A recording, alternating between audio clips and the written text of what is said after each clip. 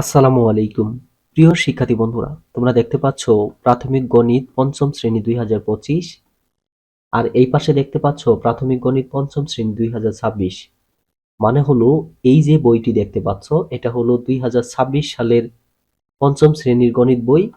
আর এই পাশে যেটা দেখতে পাচ্ছ এটা হলো 2025 সালের পঞ্চম শ্রেণীর গণিত বই ছিল।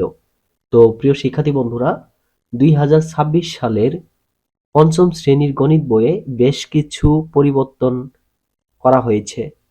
প্রথমেই আমরা যদি লক্ষ্য করি কভার পেজটা দেখতে পাচ্ছ, এটা হলো পঞ্চম শ্রেণী 2025-এর যে কভার পেজ এটা ছিল, কিন্তু তার পরিবর্তে এখন 2026 সালে নিয়ে এসেছে। দেখো, তোমরা দেখতে পাচ্ছ প্রাথমিক গণিত পঞ্চম শ্রেণী, এই কভার পেজের পরিবর্তন দেখতে পাচ্ছ। আর সবচেয়ে বেশি যে পরিবর্তনটা আমরা দেখতে পাচ্ছি সেটা হলো 2025 সালে অধ্যায় ছিল 15টি, তার মানে 14টি অধ্যায় ছিল। আর অধ্যায় 15তে দেখতে পাচ্ছ উত্তরমালা, কিন্তু 2026 সালের বইতে কোনো উত্তরমালা দেওয়া হয়নি। অধ্যায় একে দেখতে পাচ্ছ গুণ ছিল, কিন্তু 2026 সালের বইয়ে অধ্যায় একে গুণ ও ভাগ, মানে গুণ আর ভাগ মিলে একটা অধ্যায় করেছে। আর যেটা 2025 সালে দুইটা অধ্যায়ের মধ্যে ছিল, প্রথম অধ্যায় গুণ ছিল আর দ্বিতীয় অধ্যায় ছিল হলো ভাগ। ওকে। আর তৃতীয় অধ্যায় ছিল চার প্রক্রিয়া সম্পর্কিত সমস্যাবলী।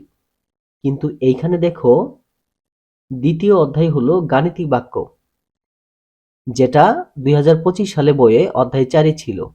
দেখতে পাচ্ছ অধ্যায় 4-এ ছিল গাণিতিক প্রতীক। ওকে।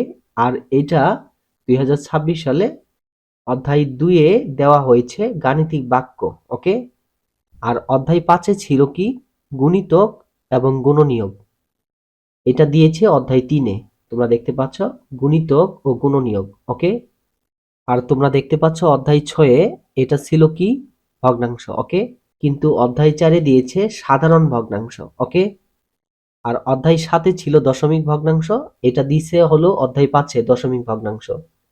আর অধ্যায় 8-এ গড় ছিল, আর অধ্যায় 9 ছিল শতকরা, কিন্তু এই শতকরাটা 2026 সালের বইয়ে দিয়েছে অধ্যায় 6-এ শতকরা, 7-এ গড়, আর এইখানে 8-এ ছিল গড়। তোমরা দেখতে পাচ্ছ। আর 10-এ কি জ্যামিতি ছিল, আর এই জ্যামিতি দিচ্ছে অধ্যায় 9-এ। আর পরিমাপ অধ্যায় ছিল অধ্যায় 11-তে, আর এটা দিয়েছে হলো 8-এ। ওকে।